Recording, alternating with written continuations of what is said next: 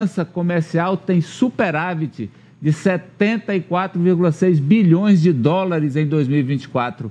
E o Brasil atinge o segundo melhor resultado da história. Veja. Em 2024, o Brasil se destacou com recorde de exportação de 181,9 bilhões de dólares na indústria de transformação. O país fechou o ano de 2024 com 337 bilhões de dólares em exportações. Os números também apontam um crescimento de 3,3% na corrente de comércio em relação a 2023, que chegou a 599,5 bilhões de dólares.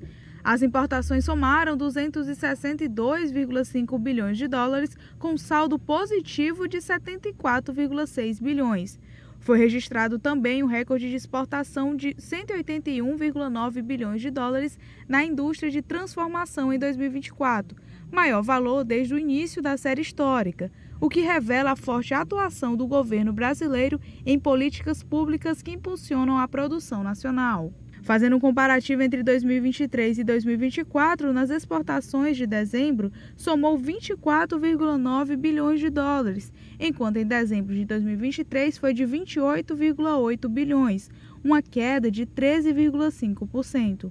Em relação às importações, houve um crescimento de 3,3% em dezembro de 2024, comparativamente ao mesmo mês de 2023. Então, professor, o segundo melhor resultado da história no balanço entre importação e exportação e o melhor resultado da história de produtos industrializados. Finalmente, né? Nós temos de voltar a reindustrializar o Brasil. Isso é fundamental, né?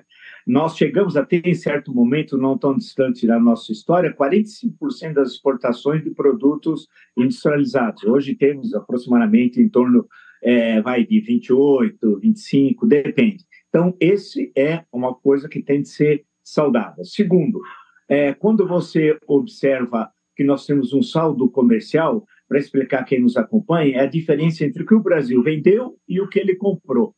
Então, nós tivemos um saldo, portanto, de quase 75 bilhões. É muito dinheiro, isso é muito positivo para o país, porque dá segurança se nós tivermos um ataque especulativo mesmo, por exemplo, a nossa moeda e assim por diante. Então, esse é um sinal bastante positivo. Terceiro, mostrar que o Brasil tem uma inserção na economia internacional que muitos acham que não tem. Tem muitos que falam bobagem, aqui não estuda, gente preguiçosa, gente que está com preguiça desde a hora que acorda até a hora que dorme. Está cheio, né? E não entende que a nossa economia ela é muito dinâmica e plural. Por isso que a nossa é difícil o Mercosul, porque a nossa economia é totalmente diferente da segunda maior do Mercosul, que é da Argentina. A nossa é muito mais plural e muito mais dinâmica. Lembrando também, sem nos estender muito, Ari, o custo do Brasil. Qualquer um que fala e não tem o que falar um assunto, sabe? Sabe quando o cara não tem um assunto, entra no táxi, não tem o que falar, vai falar se vai chover ou não? Então tem muito bobo, vou chamar de bobo, tonto, como quiser. Fala, custo do Brasil. Aí eu pergunto, mas você está falando do quê, concreta? Imagina, nós com esse recorde, o custo do Brasil. O custo do Brasil, o que nós temos de fazer, e já está sendo feito, é a reforma tributária, simplificar o pagamento de tributos. No final, lá na frente, não agora, diminuir os tributos, que agora é impossível, diminuir a evasão fiscal, etc. Isso sim. Agora, tem alguns que falam assim, olha, temos problemas no Porto de Santos, que trava, impede o crescimento das exportações. Mentira! Eu acompanho o Porto de Santos diariamente, não só porque eu torço para o Santos, mas porque eu acompanho economicamente o Porto de Santos. E ele não para de bater recorde de exportações em tudo, em grãos, exportação de produtos manufaturados. E a última coisa, você olha o petróleo, a balança de petróleo, quando você pega esse dado e olha o petróleo, nós somos hoje um grande exportador de petróleo, né? Muitas vezes, segundo ou terceiro no pauta de exportações, depende, de petróleo bruto. O nosso problema é que nós somos importadores de petróleo refinado.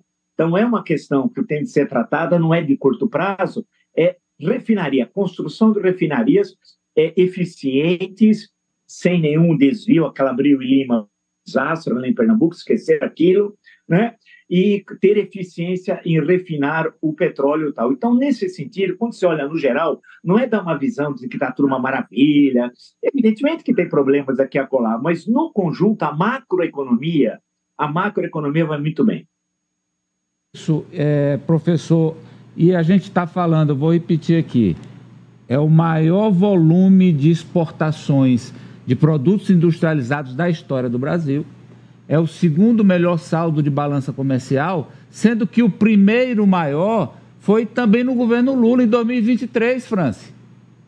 Amadeu, mostra que a economia brasileira está caminhando nos trilhos, está indo bem, apesar de todas as dificuldades em relação à questão da desvalorização do real. Todos os indicadores positivos mostram que a economia, que a gestão do presidente Lula tem acertado, tanto que para 2025 a previsão é de um superávit que também fique na casa de 60 a 80 bilhões de dólares. Ou seja, neste ano de 2025, esse superávit pode ser ainda maior do que o que foi em 2024. E nós falávamos de previsão aqui anteriormente, e a previsão do próprio governo para o superávit de 2024 era inferior ao que atingiu. A previsão era de 70 bilhões, de até 70 bilhões. Então, até mesmo as projeções mais otimistas do governo federal não esperavam esse resultado. O professor Villa citou o petróleo. O petróleo voltou a ser o bem mais exportado do Brasil, ultrapassando a soja em 2024. Então, há um mercado muito bom, um mercado em franca expansão. E o Brasil mostra que pode, sim, crescer ainda mais nesse ano, apesar do mercado sempre trazer previsões pessimistas. E sobre refinarias, não custa lembrar, no governo passado, a refinaria Landulfo Alves, na Bahia, foi vendida não, né? Quase entregue a preço de banana.